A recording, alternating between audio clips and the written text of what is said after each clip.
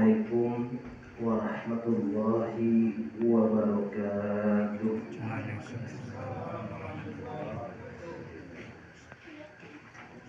Alhamdulillah, alhamdulillahillazi anzalal Qur'an hudan lil muslimin. Asyhadu an la ilaha illallah wahdahu la syarika lah wa asyhadu anna Muhammadan abduhu wa rasuluhu la nabiyya ba'dah.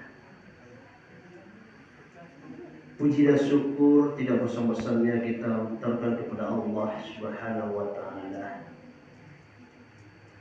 yang tidak bosan-bosannya memberikan rahmat dan nikmatnya kepada kita bersama sampai saat ini kita masih kuat dan sehat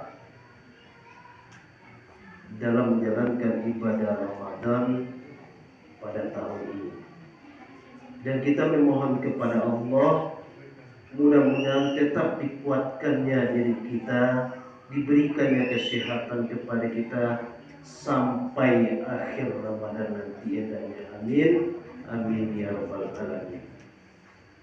Salawat dan salam juga tidak bosan-bosannya kita berikan kepada Nabi besar kita Muhammad sallallahu alaihi wasallam. Uswatun hasanah dan suri tauladan bagi kita bersama. Bapak-bapak, ibu-ibu, pengurus Mushola Ar-Rasul yang sama-sama kita hormati, bapak-bapak, pemuda, pemudi, ibu-ibu, anak-anak kami sebagai penerus penegak perjuangan agama kita. Bapak Ibu, pada malam hari ini ado di antara kita lah 10 hari berpuasa, ado yang 9 hari. Itu biasa. Di dalam kehidupan kita Bapak dan Ibu, yang kita cari adalah kebahagiaan di dunia dan bahagia di akhirat. Iya itu Bu, Pak. Tujuan hidup kita adalah mencari kebahagiaan di dunia dan kebahagiaan di akhirat. Makanya setiap akhir dari doa yang kita ucapkan itu selalu kita mengucapkan Rabbana atina fid dunya hasanah wa fil akhirati hasanah. Jadi kepada siapa saja kita bertanya, kepada orang tua, remaja dan anak-anak, pasti dia ingin mengharapkan kebahagiaan. Pasti mengharapkan kebahagiaan. Maka untuk mencari sebuah kebahagiaan itu Bapak Ibu, Islam juga menuntun kita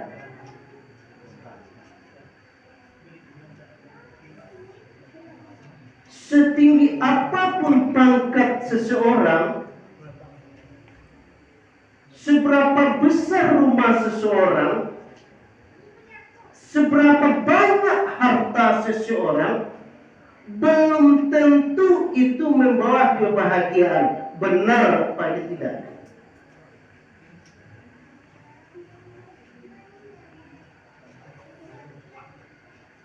Kalau kita sebagai orang biasa ingin menjadi orang berpangkat, setelah berpangkat apakah langsung bahagia? Tidak. Ingin lebih tinggi lagi. Kalau sudah tinggi langsung dia bahagia? Belum tentu.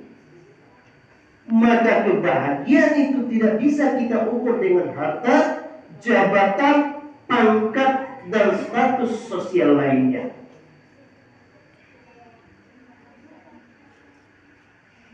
Maka Bapak Ibu, kebahagiaan itu simpel sebetulnya.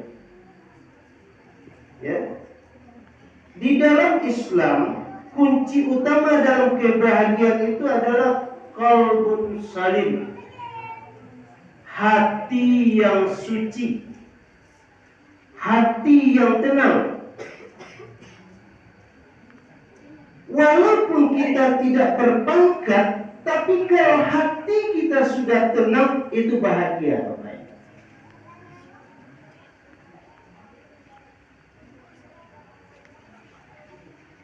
Saya mengajar di Man Kota Baru Padang Panjang, Bapak Ibu,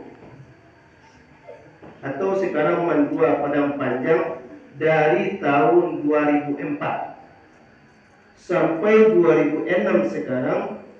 Aku baru ulang tadi, Bapak Ibu, ulang balik. Banyak orang yang bertanya, termasuk istri yang mau menyuruh pindahlah ke sangka lapir dake berat jalan yang mau tempuh, Bapak Ibu, pagi ke Padang Panjang kali ke Kota Baru. Dari Sangka sampai ke Kubu Kerambir berambang jalan yang melalui. Tapi kebahagiaan itu tidak bisa kita ukur kalau kita mengajar dekat dari rumah kita. Tidak bisa. Itu kebahagiaan. Di mana hati kita itu senang. Di mana hati kita itu bersih.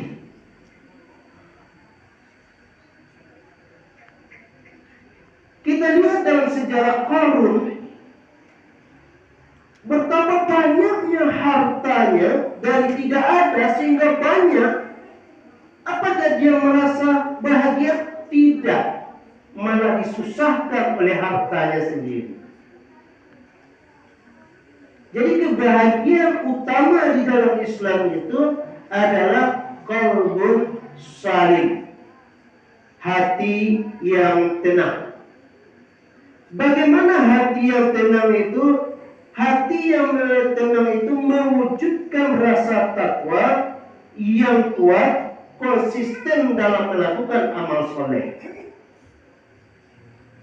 Kalaulah kita bertakwa, iman yang kuat, konsisten dalam mengerjakan amal yang soleh, maka kita akan mendapatkan ibadah kita merasa tenang dalam hidup.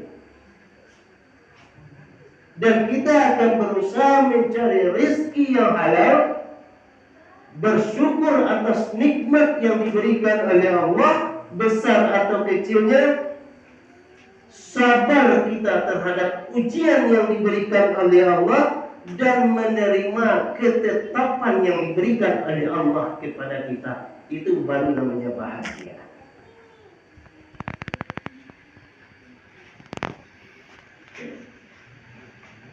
Kita syukuri apa yang kita dapat, sedikit maupun banyak, asal rezeki itu halal. Sabar kita dalam ditimpa sebuah bencana dan musibah apapun bentuknya. Kemudian ikhlas kita dalam menerima apa yang telah ditetapkan oleh Allah kepada kita.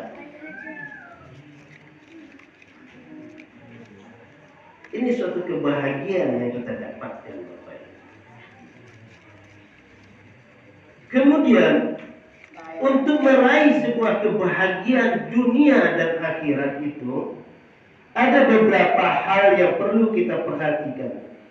Yang pertama, meningkatkan rasa takwa dan iman.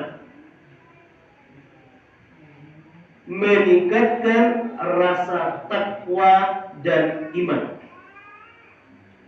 Apa itu takwa? Kalau orang awam, orang umum mengetahui takwa itu hanya takut kepada Allah. Apa itu iman? Meyakini terhadap Allah. Bagaimana ciri-ciri orang bertakwa? Kita ambil salah satu contoh dalam surat Al-Baqarah. Allazina yu'minu bil ghaibi wa yuqimunas shalah wa mimma razaqnahum yunfikun. Apa itu orang yang bertakwa? Allazina yu'minuna bil ghaib. yang percaya terhadap yang gaib. Apa itu yang gaib? Yang tidak kelihatan, yang tidak tampak dari kita. Siapa itu? Malaikat, Allah, jin, syaitan, dan sebagainya. Orang yang bertakwa bagaimana? Dia takut terhadap Allah. Bagaimana dia takut? Seakan-akan hidupnya, perbuatannya itu dilihat oleh Allah. Itu orang bertakwa. Seakan-akan apa yang kita lakukan itu Allah lihat. Sehingga dia takut untuk berbuat menyimpang dari apa yang diperintahkan oleh Allah. Bapak Ibu sidang jemaat tarawih yang dirahmati oleh Allah. Sekarang kita berada di bulan Ramadan. Dari waktu imsak subuh kita menahan. Kemudian kita berada di dalam rumah kita seorang. Pintu kita tutup rapi-rapi. Pagar kita kunci are-are. Di dalam rumah ada air, ada makanan, ada roti, ada nasi.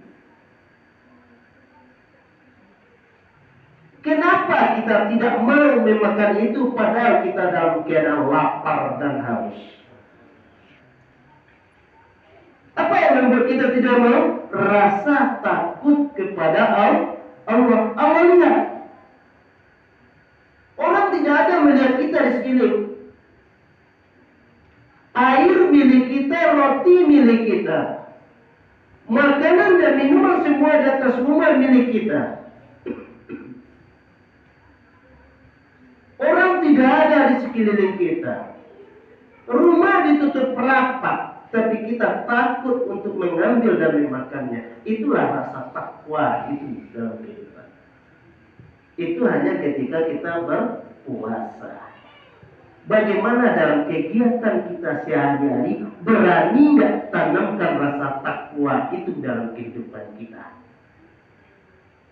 Mau jualan berani nggak pasang takwa itu dalam hati kita? Benar nggak timbangannya? Jujur nggak hitungannya? Dilihat Allah nggak kita? Jangan takwa itu hanya di bulan Ramadan saja. Bapak Ibu sidang jemaat tarawih yang dirahmati oleh Allah. Yang kedua, bagaimana kita untuk meraih sebuah kebahagiaan di dunia dan di akhirat itu? Hati yang selalu bersyukur dan qanaah. Bersyukur itu adalah rasa terima kasih kita kepada Allah atas apa yang diberikan oleh Allah kepada kita. Qanaah itu apa? Merasa cukup apa yang diberikan oleh Allah kepada kita.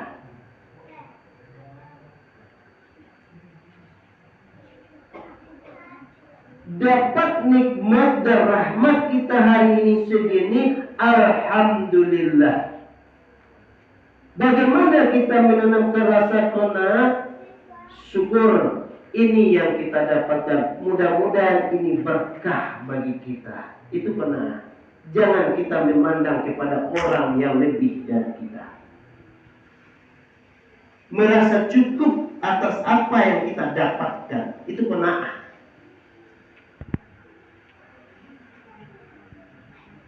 Allah tidak tidur. Allah selalu memberi rezeki kepada kita. Jangan kita memprasangka lain kepada Allah. Setiap hari kita doa, setiap selesai sholat kita berdoa, minta harta, minta kekayaan, tapi Allah kenapa tidak mengabulkannya? Jangan berprasangka buruk kepada Allah. Allah itu lebih tahu daripada kita. Allah memberikan sesuai dengan apa yang kita butuhkan.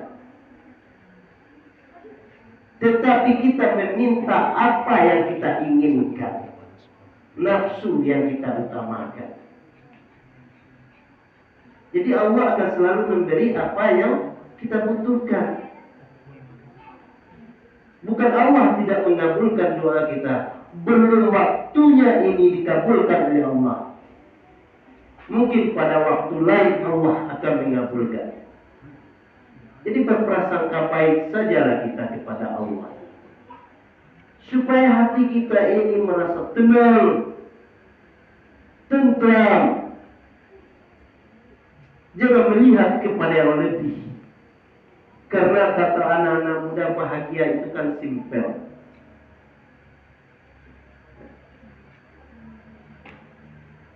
Kalau kami dulu Bapak Ibu, ketika hamba muda dulu, mengartikan bahagia itu hanya sedikit saja. Istri cantik, masa depan cerah, mertua kaya, kalau mati masuk surga. Habis itu. Setuju nggak anak muda itu? Nah. Istri cantik, mertua kaya, ya. Kalau mati masuk surga. Mana lagi yang dicari? Itu bahagia. Tapi apakah itu bisa didapatkan? Belum tentu semuanya. Karena bahagia itu simpel. Bapak Ibu sedang jemaah tarawih yang dirahmati oleh Allah. Yang ketiga, sabar dan ikhlas dalam kehidupan kita. Sabar ini susah Bapak Ibu, paling susah. Apalagi paling susah lagi ikhlas. Sabar itu rela menerima apa yang diberikan kepada kita. Sedangkan ikhlas redha dan kita tidak memperhitungkan apa yang kita berikan kepada orang lain. Jadi antara sabar dan ikhlas ini harus kita tanamkan. Ditimpa musibah, penyakit, kecelakaan, rumah hancur, terbakar, orang bilang sama kita sabar. Ini ujian dari Allah. Sabar. Padahal dalam hati kita berontak. Memang susah untuk sabar. Apalagi ikhlas.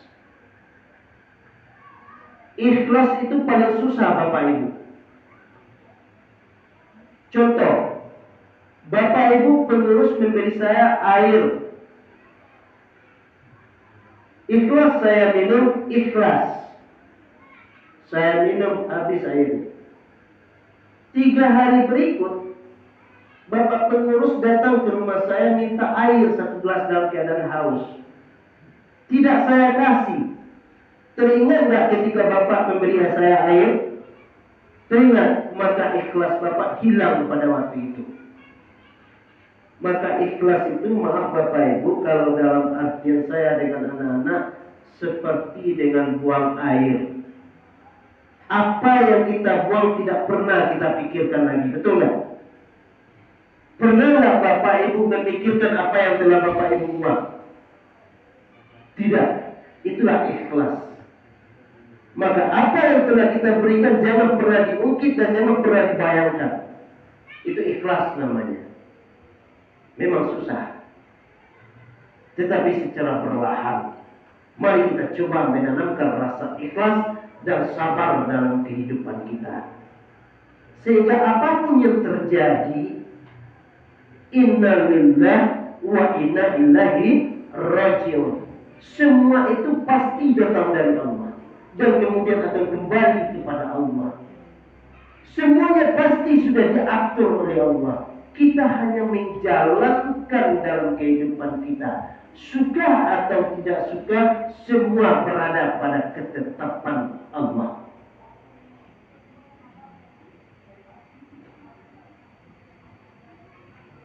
Apapun yang kita inginkan, apapun yang kita perbuat, dan apapun yang terjadi dalam kehidupan kita, itu sudah digariskan oleh Allah. Tidak bisa kita ubah. Maka itulah yang disebut dengan takdir. Ada takdir yang bisa dirubah? Ada. takdir mubram namanya. Takdir yang harus ada usaha kita di situ. Contoh, mencari jodoh. Itu ada usaha. Kalau kita hanya menerima saja, belum tentu sesuai dengan keinginan kita. Setuju? Ya? Kalau jodoh memang sudah ditetapkan oleh Allah, tetapi ada usaha kita untuk mencari, memilih, menilai. Itu usaha kita. Maka jodoh yang kita dapatkan berdasarkan hasil seleksi dan usaha kita. Tidak bisa kita menerima begitu saja. Ini salah satu contoh takdir yang bisa kita usahakan. Rezeki bisa kita usahakan, tetapi berapa jumlahnya tidak bisa kita menentukan.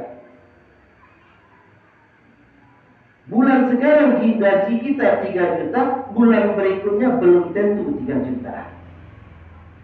Terkadang potongan acara pernikahan ini, acara ini, maka itu berikutnya tidak bisa.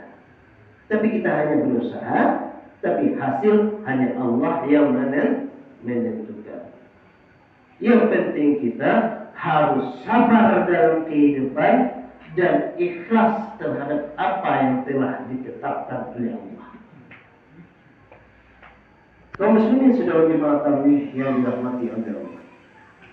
Berikutnya yang perlu kita pahami untuk meraih kebahagiaan dunia akhirat itu adalah mencari rezeki yang halal.